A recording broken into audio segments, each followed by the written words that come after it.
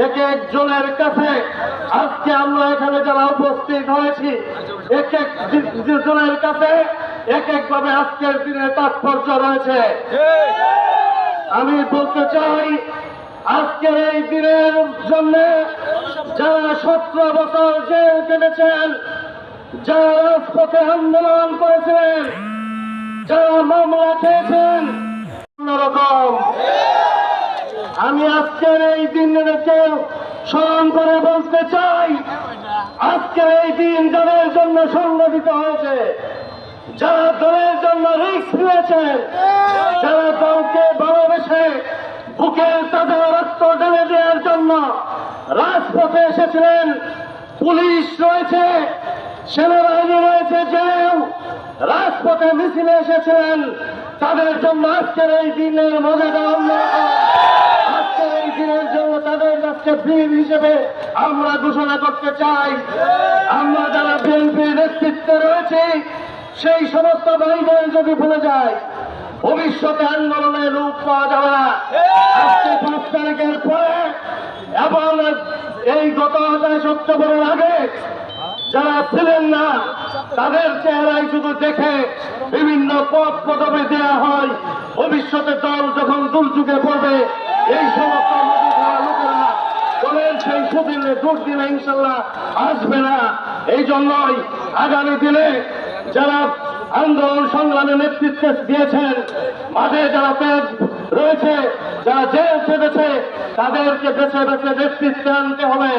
নতুন যারা বিএনপি করেন তাদেরকেও আমরা রাখতে চাই, কিন্তু আমাদের তারেক রহমান সাহেব বলেছেন তারাও থাকবেন সামনের সারিতে নয়, পিছনের সারিতে।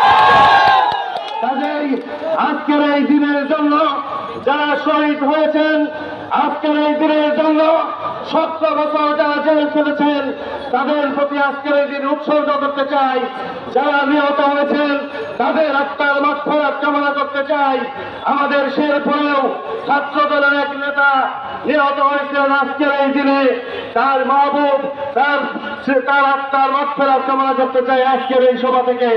সংগ্রামী সাথী বন্ধুগণ, আজকের এই দিন পেয়েছি বিদায়, আমাদের ভুলে গেলে হবে না আমরা যে আন্দোলন সংগ্রাম তারেক রহমানের নেতৃত্বে এই 17 বছর করেছি, এই 17 বছর আন্দোলনের করে আমরা বাংলাদেশকে মানুষের অধিকার আদায়ের জন্য একটি উর্বরযোগ্য পটভূমি তৈরি করে রেখেছিলাম, যে পটভূমির রূপে দাঁড়িয়ে আজকের এই দিন সংগঠিত হয়েছিল ছাত্র জনতার আন্দোলনের মধ্য দিয়ে। আজকের এই দিনের জন্য সবচেয়ে যদি কাউকে ধন্যবাদ দিতে হয়, সবচেয়ে যদি কেউ কৃতিত্বের দাবিদার থাকে, আমাদের প্রিয় নেতা তারেক রহমান সাহেবের নেতৃত্বেই আজকের এই দিন সংগঠিত হয়েছিল। আজকের এই দিনের জন্য তারেক রহমান সাহেব আগামীর বাংলাদেশ গঠন করার জন্য ইতিমধ্যে 31 দফা ঘোষণা করেছেন।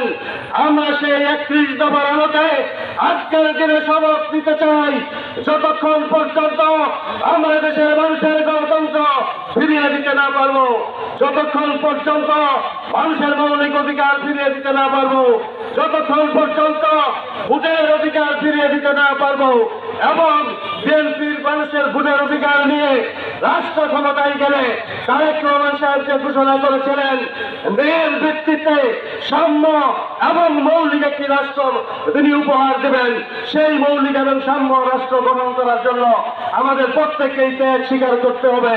মুখে শুধু বললেই চলবে না, প্রকৃত চাঁদাবাজি যে করে তাকে চিহ্নিত করতে হবে,